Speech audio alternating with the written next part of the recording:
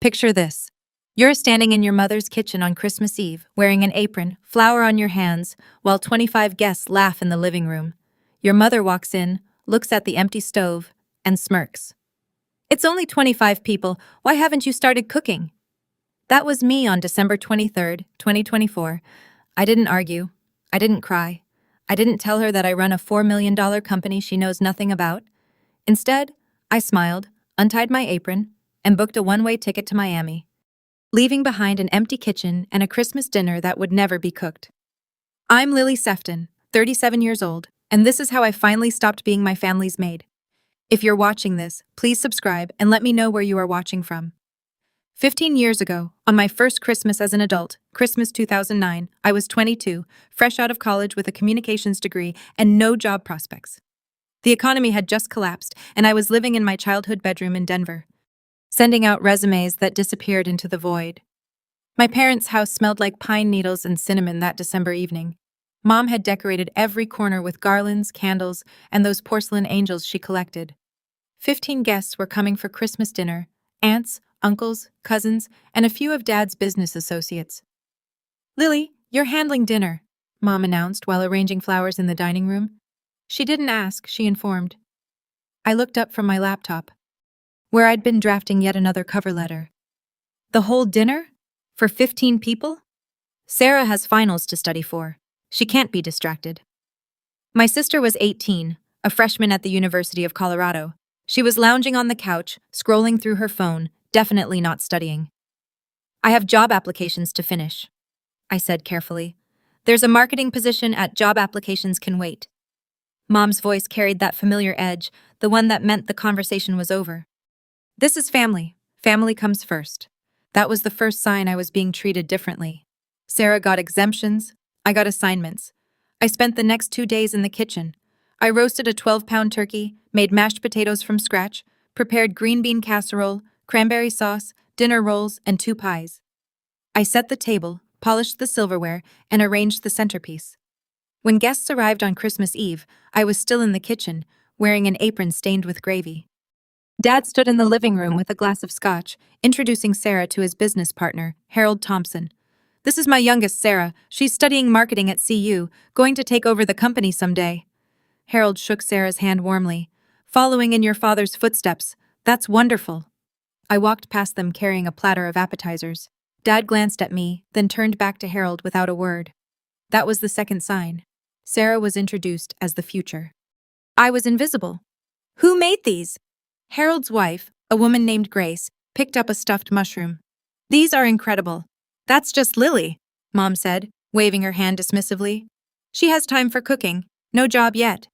Grace gave me a sympathetic look, but I was already retreating to the kitchen. The pattern repeated every holiday after that. Thanksgiving, Christmas, Easter, my parents' anniversary dinners, birthdays. I was always in the kitchen or setting up or cleaning afterward.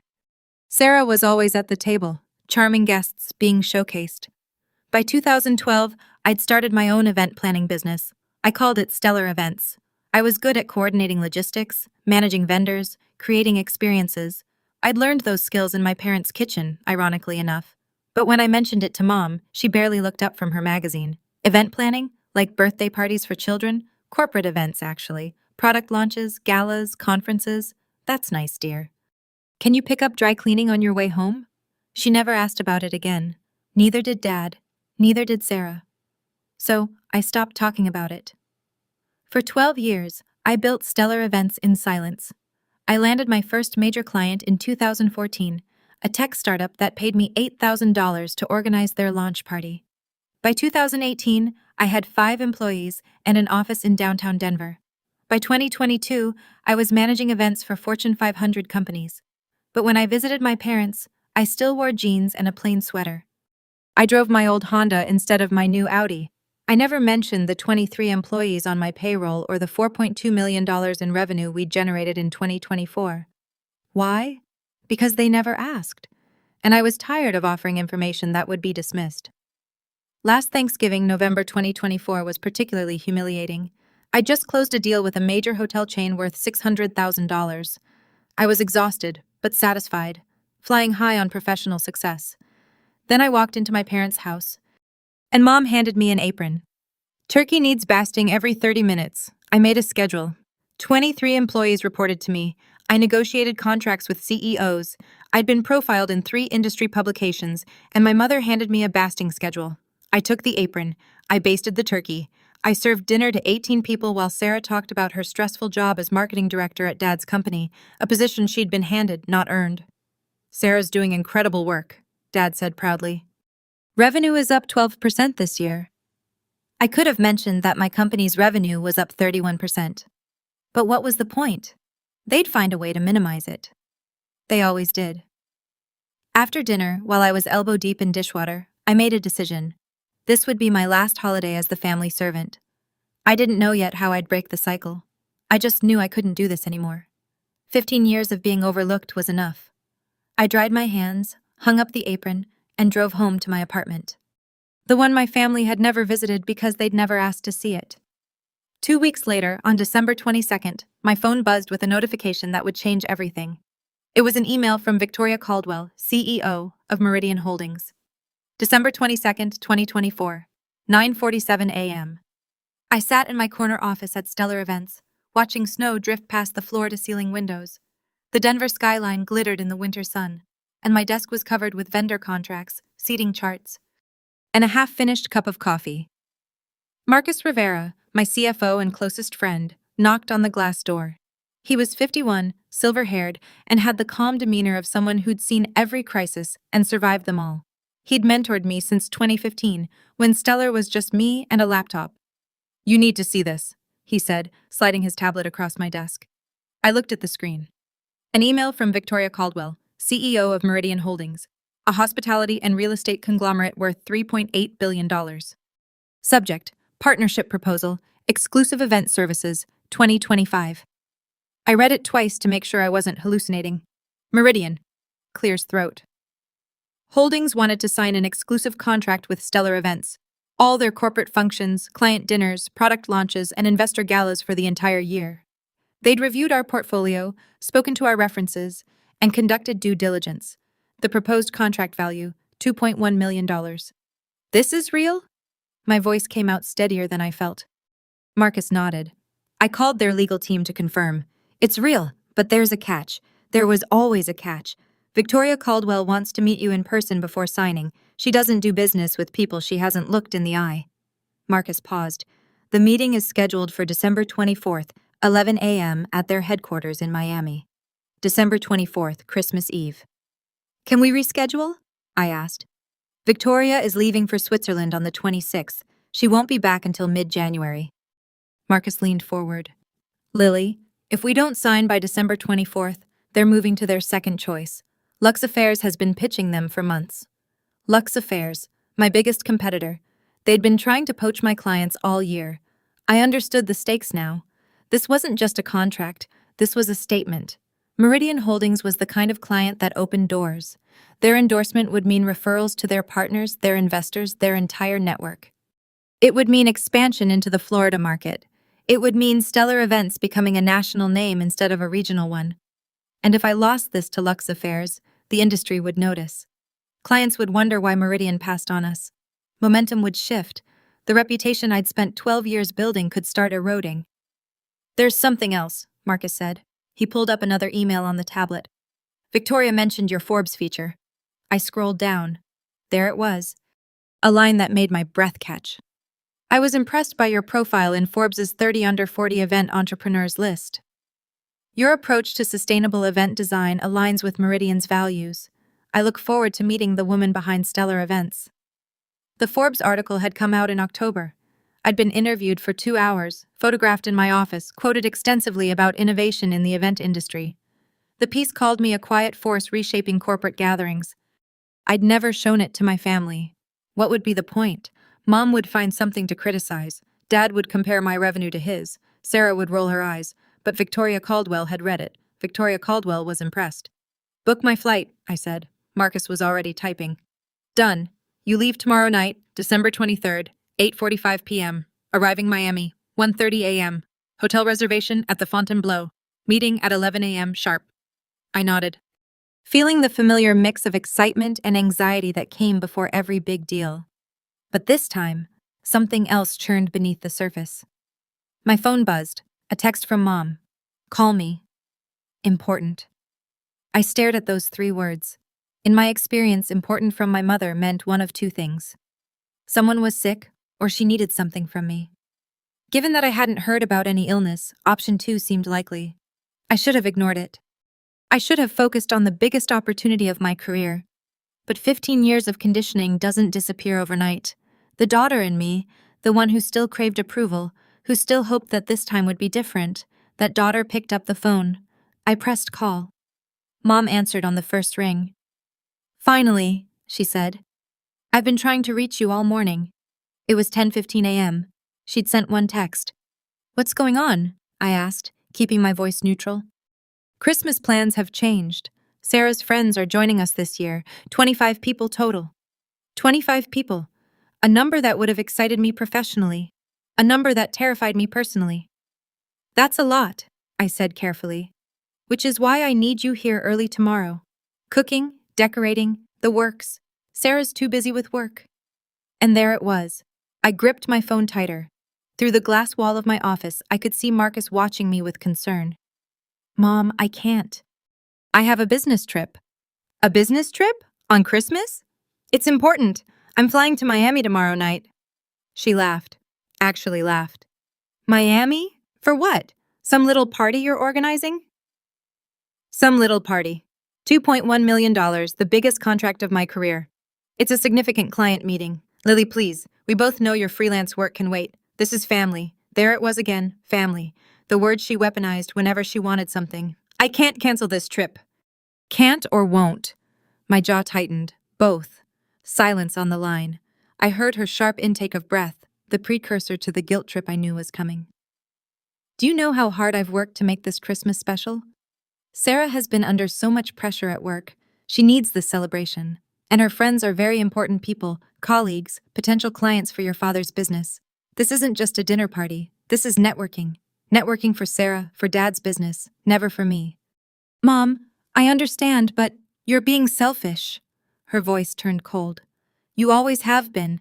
Sarah gives and gives to this family, and you can't even cook one meal? I closed my eyes. 15 years of these conversations. 15 years of being told I was selfish for having boundaries, selfish for having a life, selfish for existing outside their narrow expectations. My answer is no. What did you just say?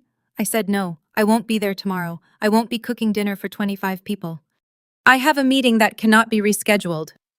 Mom's voice dropped to a hiss. What meeting could possibly be more important than your family? A contract worth over $2 million? The line went silent. For a moment, just a moment, I thought maybe she'd heard me. Maybe she'd finally understand. Then she laughed again. Dismissive. Cruel. $2 million? Lily, honestly, where do you come up with these fantasies? You plan little corporate parties. You're not some big business mogul. Something cracked inside me. Not broke, cracked. A fissure that had been forming for 15 years finally split open. You don't know anything about what I do. I know enough. I know you're 37, unmarried, with no real career. I know you've wasted years on this hobby while your sister built an actual future. And I know that when family needs you, you're never there. Each word landed like a slap. Calculated, precise, designed to wound. Marcus stood up from his desk, watching me through the glass. He'd heard enough of these calls over the years to recognize the pattern. I'm going to Miami, I said quietly. You can figure out the dinner without me. If you walk out on this family, don't bother coming back. I should have felt devastated. Instead, I felt something unexpected. Relief. Goodbye, Mom. I hung up. For a long moment, I just sat there, phone in hand, staring at the Denver skyline. My heart was racing, but my mind was strangely calm. Marcus appeared in my doorway. You okay? She wanted me to cancel Miami, to cook dinner for 25 people on Christmas Eve. He shook his head slowly. And when you said no? She told me not to bother coming back. Marcus walked over and sat in the chair across from my desk. He'd been with me since the early days, when Stellar was a dream in a spreadsheet. He'd watched me build something real while my family dismissed it as a hobby. Lily, I've known you for 9 years. I've seen you negotiate million-dollar contracts. I've seen you manage crises that would break most people. You are one of the most capable executives I've ever worked with. He paused. But when it comes to your family, you become someone else. Someone smaller. I looked away. He wasn't wrong. This is the moment, he said. You can keep shrinking yourself to fit into their expectations, or you can choose your own path, but you can't do both. My phone buzzed. A text from Sarah. Mom's crying. Thanks a lot. You really couldn't put family first for one day? So selfish, I typed back. I have work commitments. Her response came instantly. Work? What work? You plan birthday parties. Get over yourself. I could have replied. I could have explained. I could have defended myself. Instead, I deleted the text thread. Book the flight, I told Marcus. I'm going to Miami. He nodded, already heading for the door. Then he paused. Lily, you're making the right call for what it's worth. It was worth a lot. That night, I went home to my apartment, the 2-bedroom loft in Lohi that cost $3,000 a month, with exposed brick walls and a view of the mountains. The apartment my family had never seen because they'd never asked. I packed a carry-on, professional clothes for the meeting, comfortable clothes for the plane, my laptop, contracts, presentation materials, and one more thing. The October issue of Forbes, with my face on page 47. I didn't know why I packed it. Maybe as proof, maybe as armor. Maybe just to remind myself that I wasn't crazy, that I had built something real. At 8:45 p.m. on December 23rd, my plane lifted off from Denver International Airport, climbing through snow clouds toward Miami. Below me, my family was probably sitting in the living room, furious at my absence. Let them be furious. I had a contract to sign. The flight from Denver to Miami takes about 4 hours. I spent most of it reviewing the Meridian contract, making notes in the margins, preparing for every possible question Victoria Caldwell might ask. But around midnight, somewhere over Texas, I pulled out the Forbes magazine. The cover featured a tech CEO I didn't recognize, but on page 47, there I was. A full-page photo of me standing in my office, arms crossed, the Denver skyline behind me. Lily Sefton, the quiet force behind stellar events. I read the opening paragraph for the 20th time. In an industry dominated by loud personalities and flashy self-promotion, Lily Sefton has built a $4 million event empire through meticulous attention to detail and an almost preternatural ability to anticipate client needs. I don't believe in showing off, Sefton says from her corner office in downtown Denver. I believe in showing up. The article detailed our growth trajectory, our client retention rate of 93%, our expansion into sustainable event practices. It quoted 3 CEOs who called me indispensable and the best in the business. And my family had no idea it existed. I'd considered showing them for about 5 minutes. Then I imagined Mom's response, probably something about how the photo made me look tired, or how I should have worn more makeup, or how Sarah's friend had also been in a magazine once, and it wasn't that big a deal. So, I kept it to myself. I tucked the magazine back into my bag as the plane began its descent. The lights of Miami sprawled below like scattered diamonds. And I felt that familiar pre-meeting adrenaline kick in. My phone buzzed as we taxied to the gate. A new email from Victoria Caldwell, sent at 11:47 p.m.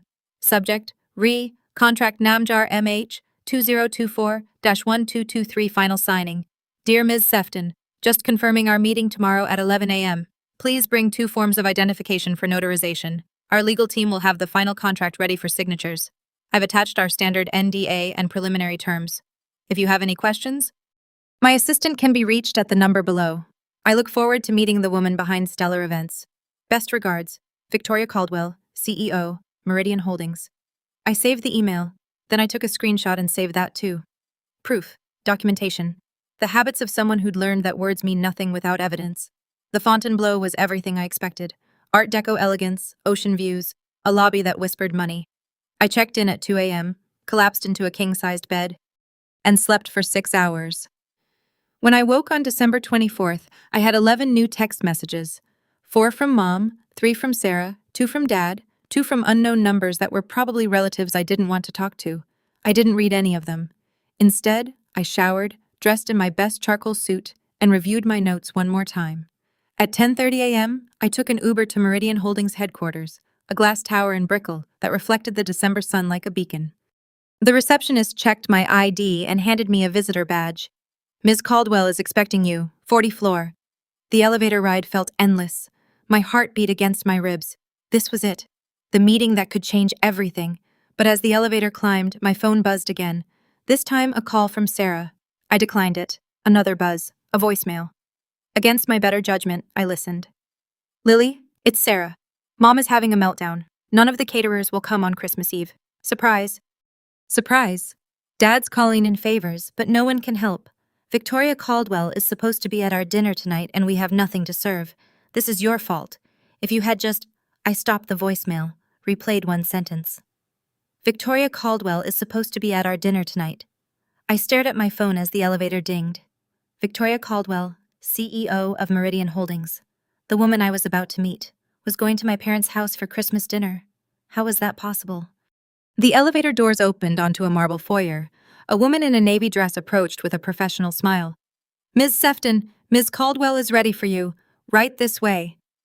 I followed her down a corridor lined with awards and photographs. My mind was spinning. Victoria Caldwell knew my parents. Or at least she'd been invited to their dinner, which meant she knew Sarah or Dad. Someone had connected them, probably through business circles. Denver wasn't that big in certain industries. Did Victoria know I was Richard Sefton's daughter? Did she know that the family she was visiting tonight was the same family I just walked away from? The assistant opened a door to a corner conference room. Floor-to-ceiling windows offered a panoramic view of Biscayne Bay. A long table dominated the space, legal documents spread across its surface. And at the head of the table stood Victoria Caldwell. She was in her early 50s, silver-haired, with the sharp eyes of someone who'd built an empire from nothing. She wore a cream blazer and pearl earrings. Her handshake was firm. Ms. Sefton, it's a pleasure to finally meet you. The pleasure is mine, Ms. Caldwell. She gestured to a chair. Shall we get started? I have a flight to Denver this afternoon. Denver. My stomach tightened. I sat down, opened my folder, and prepared to sign the most important contract of my career. While trying not to think about what would happen when Victoria Caldwell arrived at my parents' house tonight, before I tell you what happened next, I want to pause and ask you something. Have you ever been overlooked by your own family? Have they ever dismissed your success, ignored your achievements, made you feel invisible? If yes, type 1 in the comments. If you've ever stood up for yourself and set boundaries, type 2. And please, if you want to see what happened when Victoria Caldwell walked into my parents' house, hit that like button and subscribe. Now, back to the story. The contract signing took 45 minutes. Victoria Caldwell was thorough.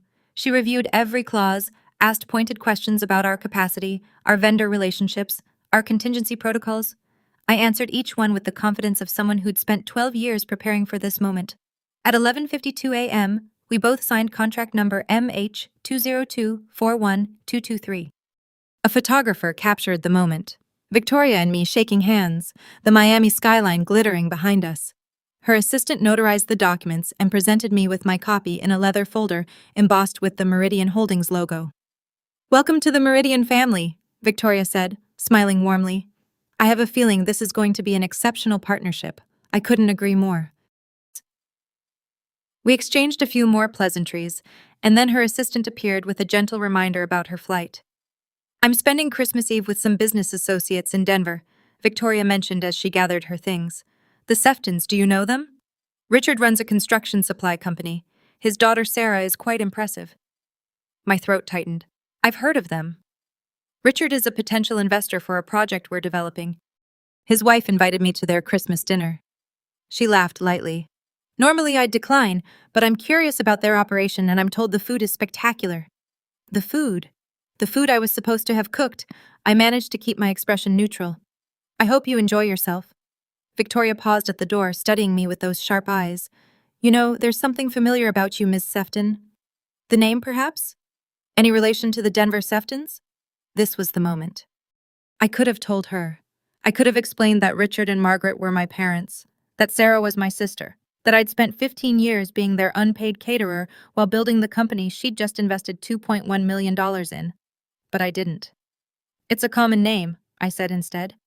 Victoria nodded, seemingly satisfied, and left. I sat in the empty conference room for a long time after she was gone, the signed contract heavy in my hands. She didn't know. She had no idea that the spectacular food at the Sefton Christmas dinner was supposed to have been prepared by me, the woman she'd just signed a major contract with. She didn't know that the family she was about to visit had spent years dismissing my work as a hobby, my career as a joke. And tonight, when she arrived at my parents' house and found no dinner prepared, no caterer hired, no magical spread appearing out of nowhere. What would happen then? A dark part of me wanted to see it. Wanted to watch my mother scramble, my father make excuses, my sister's carefully constructed image crumble. But a larger part of me felt something unexpected.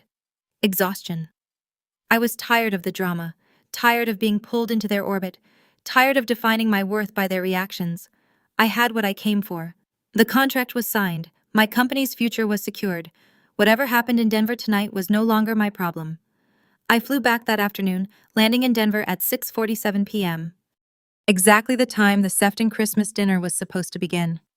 I took an Uber from the airport to my apartment, ordered Thai food, and turned off my phone. For the first time in 15 years, I spent Christmas Eve alone. And it was peaceful. I didn't know yet what was happening at my parents' house. I wouldn't find out until the next morning. But I can tell you now because I pieced it together later from accounts by Grace Thompson and two other guests who were there. At 5:30 p.m., Margaret Sefton walked into her kitchen expecting to find the usual trays of appetizers, a roasting turkey, pots simmering on every burner.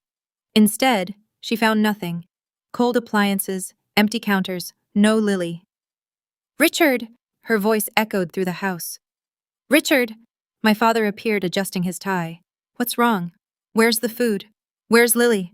I thought you said she was handling it." "She was. She was supposed to be here hours ago." Sarah descended the stairs dressed in a red cocktail dress. "What's going on? Why are you yelling? Your sister abandoned us. There's no dinner." The next hour was chaos. Phone calls to every catering company in Denver, all booked or closed for the holiday. A desperate run to the grocery store only to find the prepared food section picked clean. My father called in favors with 3 restaurants, all of whom politely declined. By 6 p.m., when guests began arriving, the Sefton dining table held this: 2 store-bought rotisserie chickens, 3 bags of pre-mixed salad, a cheese platter from Costco, and dinner rolls still in their plastic packaging. Grace Thompson, the woman who'd complimented my stuffed mushrooms 15 years ago, stood in the living room surveying the scene. "Margaret, is everything all right? You seem flustered." "Everything's fine." My mother's smile was brittle. "We had a little catering snafu, last-minute changes. 25 guests mingled awkwardly. The house was beautiful, decorated to perfection. But the food told a different story. This wasn't the elegant dinner party my mother had promised. This was a disaster barely concealed by Christmas lights. At 7:15 p.m., Victoria Caldwell arrived. She swept into the living room with the confidence of someone accustomed to commanding attention. Her pearl earrings caught the light as she shook hands with Richard, complimented Margaret's decorations, exchanged pleasantries with Sarah. "Thank you so much for having me," Victoria said warmly. "I've heard wonderful things about your Christmas dinners." Margaret's smile tightened. "Yes, well, this year is a bit different. We had some unexpected challenges." Victoria glanced toward the dining room, where the rotisserie chickens sat in their sad splendor. Her expression remained politely neutral, but I imagined she was silently revising her opinion of the Sefton family's competence. My father steered the conversation toward business. My mother poured wine liberally. My sister worked the room, trying to distract from the obvious. And then, Grace Thompson said the words that would unravel everything. She was scrolling through her phone, LinkedIn probably, or maybe Instagram, when she stopped abruptly. "Oh my God," Grace said, loud enough for the group nearby to hear. "Richard, Margaret, come look at this." She held up her phone, showing a LinkedIn post that had been published just hours ago. A photo of Victoria Caldwell shaking hands with someone. A caption that read, "Thrilled to announce our partnership with At Stellar Events and the brilliant Lily Sefton. Looking forward to an incredible 2025. Hashtag Meridian Holdings, hashtag event planning, hashtag Forbes under 40. Grace looked up at my parents, confusion evident on her face. "Wait, Lily Sefton? Isn't that your daughter?" The room went quiet. Not completely. There was still background chatter, Christmas music playing softly, the clink of glasses, but in the circle around Grace Thompson, silence fell like a curtain. My mother stared at the phone screen, her face draining of color. My father leaned in, squinting. "What is this? Some kind of mistake?" "That's Lily," Grace said, zooming in on the photo. "You're Lily shaking hands with Victoria Caldwell in what looks like a very fancy office." Victoria Caldwell herself stepped forward, peering at the post. Her expression shifted, recognition, then surprise, then something I can only describe as delighted amusement. "Lily Sefton?" Victoria said slowly. Your daughter is Lily Sefton, the founder of Stellar Events? Margaret's mouth opened, closed, opened again. Yes, Lily is our daughter, but I don't understand. What is Stellar Events? Victoria laughed, a genuine warm sound that cut through the tension. Margaret, Stellar Events is one of the most successful event planning companies in the Rocky Mountain region. I just signed a $2.1 million contract with them this morning. $2.1 million. The number hung in the air like a grenade. Richard went pale. 2 million? That's more than our company's annual profit. Your daughter has built something remarkable, Victoria continued, seemingly unaware of the devastation she was causing. I read her profile in Forbes last October. Absolutely inspiring. Her approach to sustainable event design is years ahead of the industry. Forbes? Sarah's voice cracked. Lily was in Forbes? Grace was already searching on her phone. Oh yes, here it is. October issue. Lily Sefton, the quiet force behind Stellar Events. There's a whole article. She turned the screen so everyone could see. A photo of me in my corner office, arms crossed, looking directly at the camera. Professional, confident, successful. Everything my family had convinced themselves I wasn't.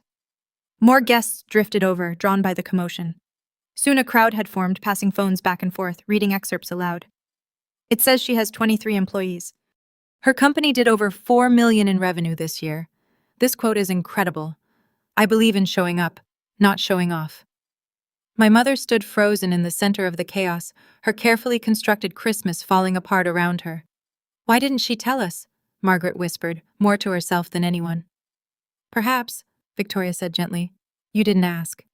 The silence that followed was devastating. Grace Thompson, the same woman who'd been coming to Sefton Christmas dinners for 15 years, spoke next. You know, Margaret, I always wondered about Lily. She was always in the kitchen, always working, and you barely mentioned her. Whenever I asked about her, you changed the subject. Other guests nodded, murmuring agreement. She seemed so capable, Grace continued.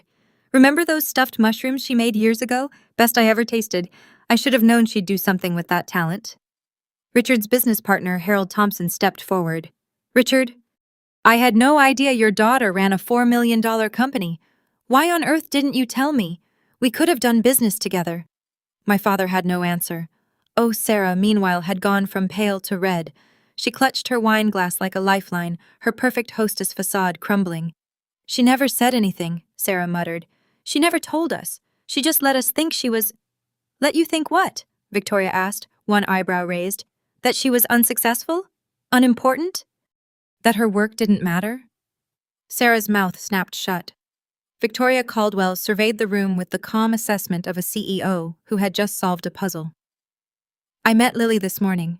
She was professional, prepared, and one of the most impressive young executives I've encountered. We talked for nearly an hour before signing. She paused.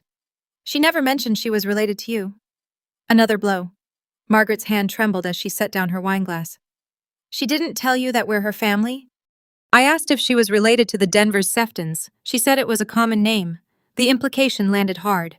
Lily hadn't claimed them, hadn't wanted to be associated with them, had kept her family's connection hidden, not out of shame about herself, but perhaps out of something else entirely. Oh my God, Grace breathed, realization dawning. That's why she's not here tonight. That's why there's no dinner. She was in Miami signing this contract. While you expected her to cook for 25 people, Harold added, his tone coolly critical. Richard's face had gone from pale to purple. Now wait just a minute. This is a family matter. Is it? Victoria asked. Because from where I'm standing, it looks like you've been treating a very successful businesswoman like household help. And when she finally had an opportunity that mattered, a contract with my company no less, you expected her to prioritize dinner rolls over her career. The silence was absolute. Somewhere in the background, Silent Night played on the sound system. Ironic. Victoria turned to my parents with a pleasant smile that didn't quite reach her eyes. I think I understand now why Lily didn't mention the connection. Please give her my regards when you speak to her, and do thank her for me. If she hadn't stepped away from this dinner, we might never have met today. She set down her untouched wineglass. Now, if you'll excuse me. I have a flight to Switzerland in the morning. Margaret Richard, thank you for the invitation. It was illuminating. She left without looking back. The front door clicked shut behind her, and the room erupted. Guests clustered in groups, whispering about Forbes articles and million-dollar contracts, and the daughter the Seftons never mentioned. My mother sank into a chair, her Christmas party in ruins. My father retreated to his study, slamming the door. Sarah fled upstairs, presumably to cry or rage or both. And in my apartment across town, I sat on my couch with pad thai and Netflix, blissfully unaware of the revolution happening in my parents' living room.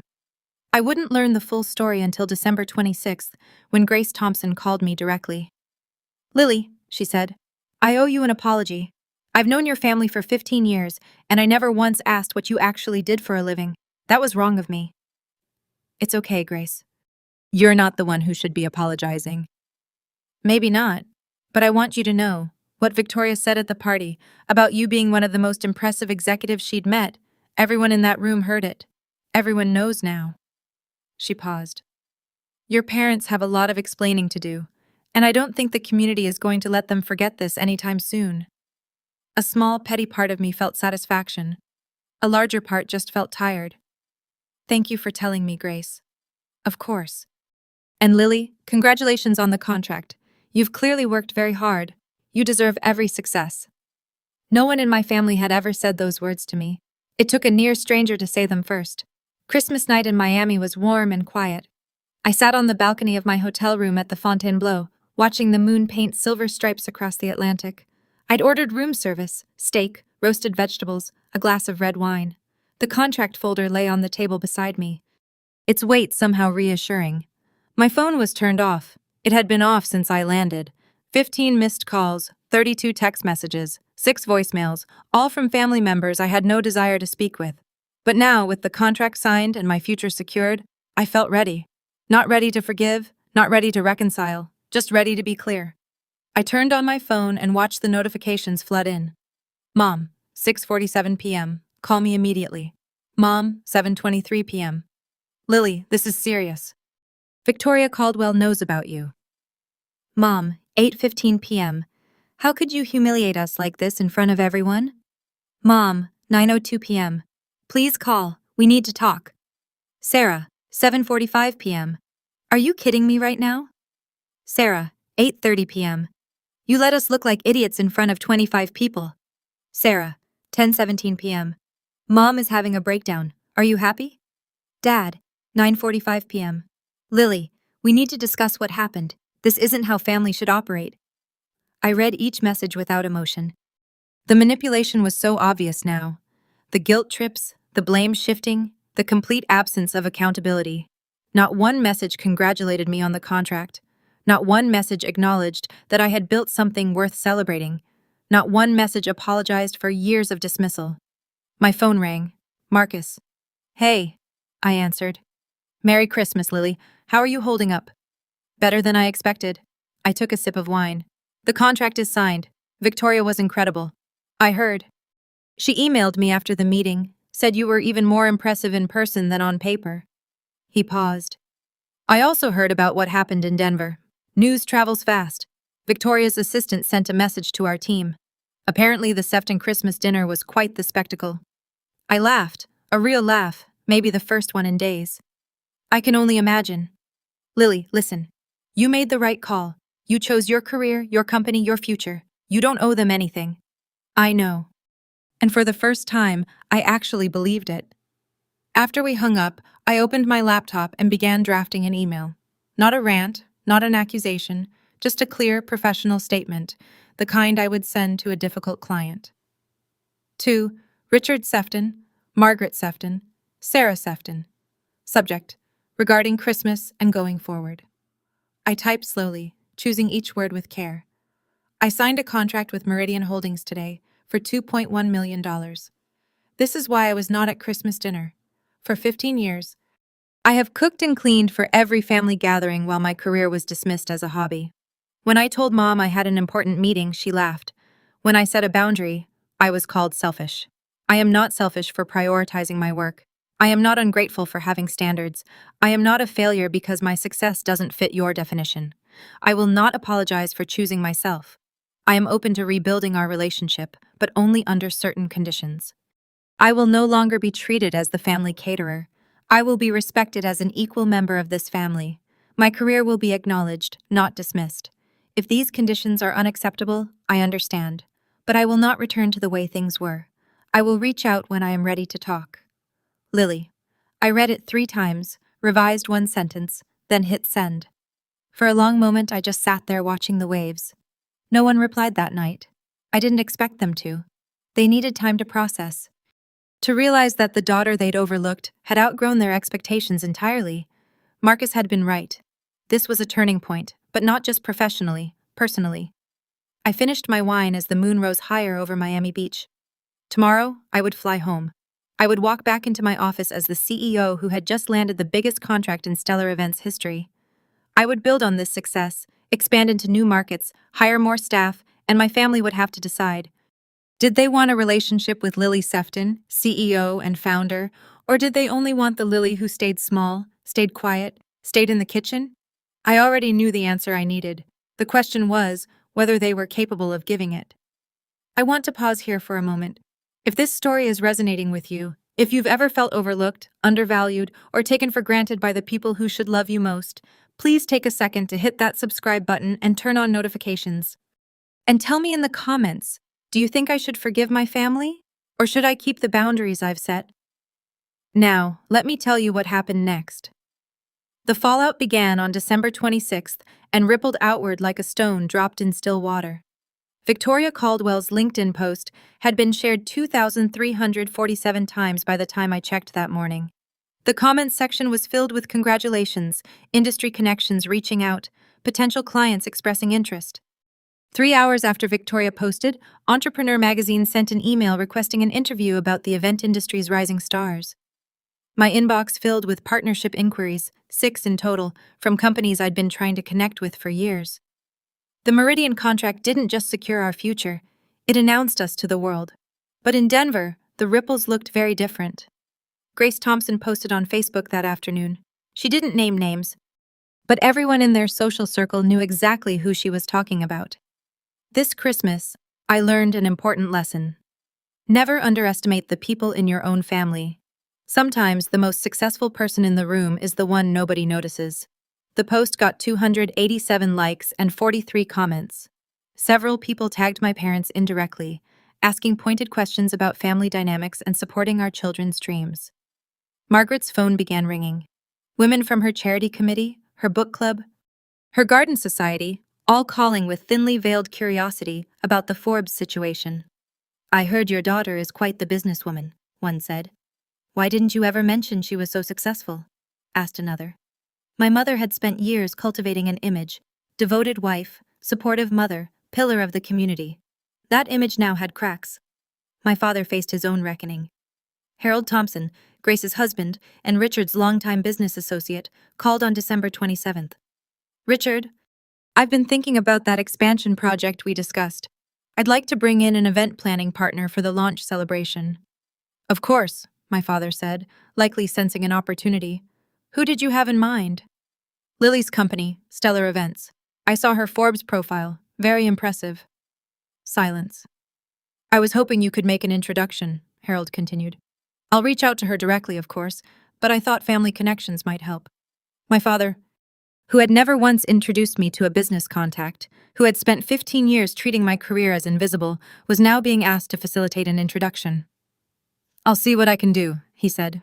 But Harold didn't wait. He found my business email and sent a formal inquiry that afternoon. I responded within 2 hours with a proposal. Richard Sefton wasn't the gatekeeper anymore. Sarah's situation was more complex and more satisfying, if I'm being honest. She had spent months cultivating a relationship with Meridian Holdings, hoping to position Dad's company as a supplier for their Denver developments. She'd attended networking events, sent strategic emails, positioned herself as the family's business ambassador. None of it mattered now. On December 28th, Sarah reached out to Victoria Caldwell's office requesting a follow-up meeting about potential partnership opportunities. Victoria's assistant responded with a polite but firm message. "Miss Caldwell's schedule is fully committed through Q1. For future inquiries, please direct your correspondence to our standard vendor application process." Translation: You're not a priority. Sarah had spent years riding the wave of parental favoritism, assuming that her position as the successful daughter was secure. Now, in the space of 72 hours, that identity had been shattered. I didn't feel joy at her pain, but I'd be lying if I said I felt sorry. As for me, the professional momentum was undeniable. By December 30th, I had confirmed 3 new client meetings for January, received 2 job offers from competing firms, both of which I declined, been contacted by a literary agent who thought my story of entrepreneurial perseverance could make a compelling memoir, projected a 35% revenue increase for 2025 based on the Meridian contract alone. Marcus summarized it perfectly during our video call that morning. Lily, you've been working toward this moment for 12 years. Every late night, every difficult client, every sacrifice, it led here. You deserve this. I believed him. Finally. But the most surprising development came from an unexpected source. On December 29th, a letter arrived at my apartment. Not an email, an actual handwritten letter sent via overnight delivery. The return address was my parents' house. The handwriting was my father's. I almost didn't open it. What could he possibly say that would matter? But curiosity won.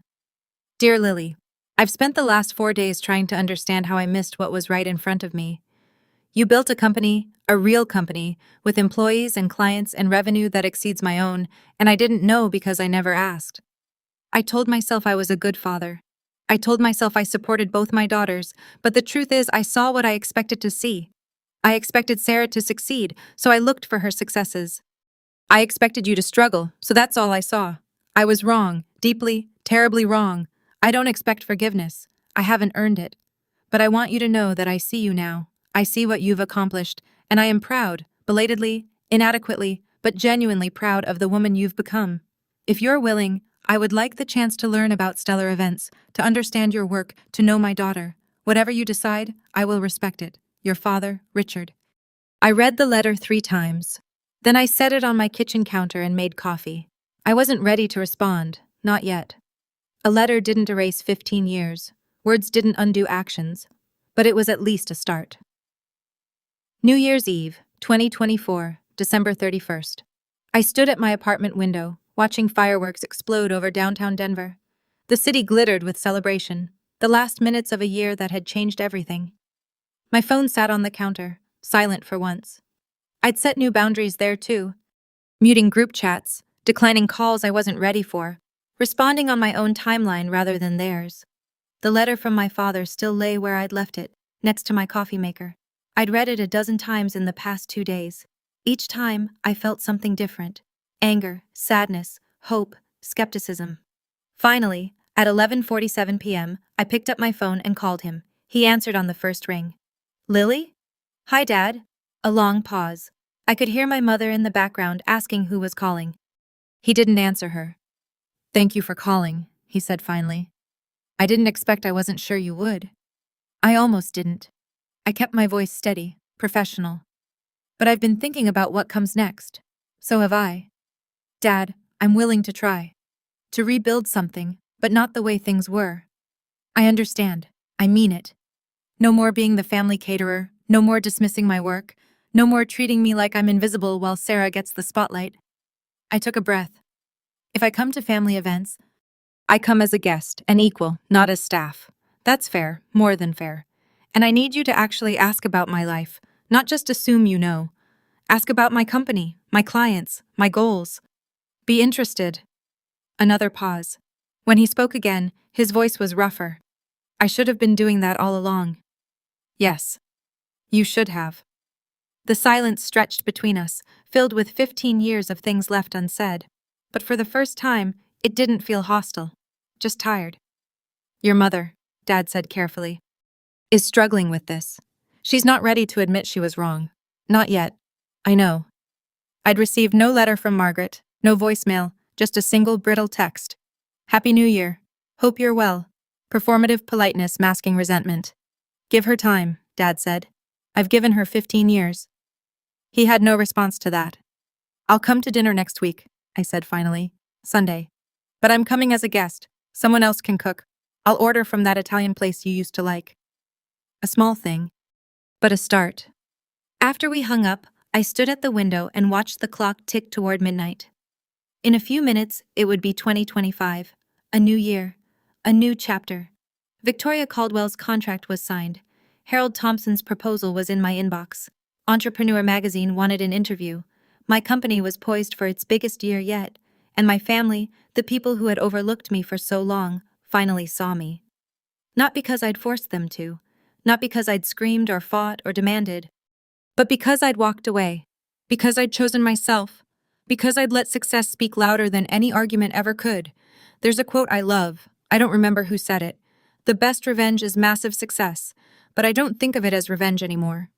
Revenge implies you're still focused on the people who hurt you, still measuring your worth by their standards, still trying to prove something to them. What I did wasn't revenge, it was self-respect. The fireworks reached their crescendo at midnight. My phone buzzed with a text from Marcus. "Happy New Year, boss. 2025 is going to be incredible." I typed back. "You're right, it already is." Then I opened a new document on my laptop and started planning. Not the next client event, not the next contract negotiation. My boundaries. Written out clearly, professionally, the way I would outline any business agreement. I will attend family gatherings as a guest, not a servant. I will not accept disrespect disguised as humor. I will not apologize for prioritizing my career. I will be treated as an equal, or I will not participate. I will respond to genuine attempts at connection and ignore manipulation. My time and energy are valuable. I will spend them accordingly. Simple rules, clear expectations, the kind of boundaries I should have set 15 years ago. But here's what I've learned. It's never too late. You're never too old, too far along, too entrenched to change the pattern. The moment you decide you deserve better is the moment everything shifts. My parents are not perfect. They may never fully understand what they did wrong or how much it cost me. Sarah may never apologize, but that's not my problem anymore. My problem is building the life I want, the career I've earned, the relationships I choose, and that's exactly what I'm going to do. So that's my story. A 15-year journey from being the family servant to signing a $2 million contract while my family scrambled without me. If you've ever felt overlooked, dismissed, or taken for granted, I want you to know that your success is waiting. It doesn't require their approval. It doesn't require their acknowledgement. It only requires you to bet on yourself. Thank you for watching. Thank you for staying with me through this story. If you've ever been overlooked by the people who should love you most, I want you to know you deserve respect. You deserve to be seen. Please subscribe to this channel and check the description for more stories about setting boundaries and finding your worth. And leave a comment telling me, have you ever had to choose yourself over family expectations? Until next time.